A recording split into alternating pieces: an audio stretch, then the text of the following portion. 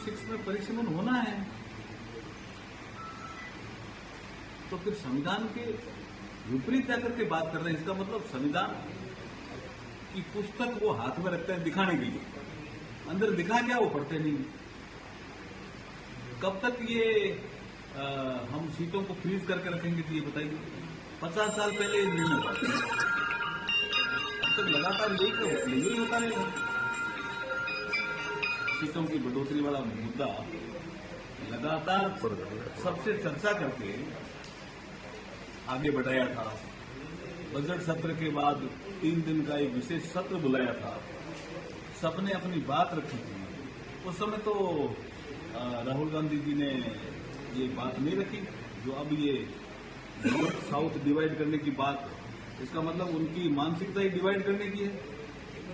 उस समय उनकी पार्टी के जो लोग बोल रहे थे, जहां तक मुझे याद है, उनका ये कहना था कि सीटें क्यों बढ़ा रहे हो, 543 में ही आप महिलाओं को रिजर्वेशन दे दो।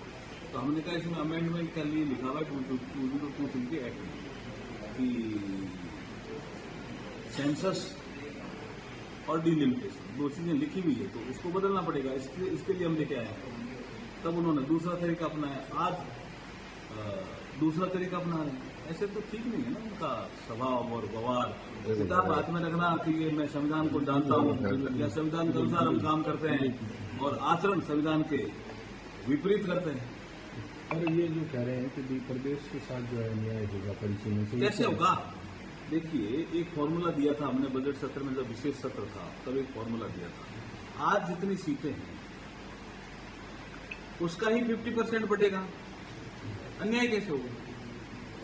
आज जितनी सीटें हैं, तमिलनाडु हो, केरल हो, बिहार हो, यूपी हो, उत्तराखंड हो, हिमाचल हो, राजस्थान हो, आज जितनी सीटें हैं लोकसभा, उसका ही 50% बटेगा।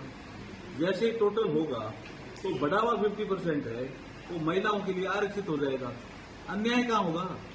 समझ नहीं पा रहे हैं, या वो झूठ बोल करके भागना चाहते हैं। वरिष्ठ अधिवक्ता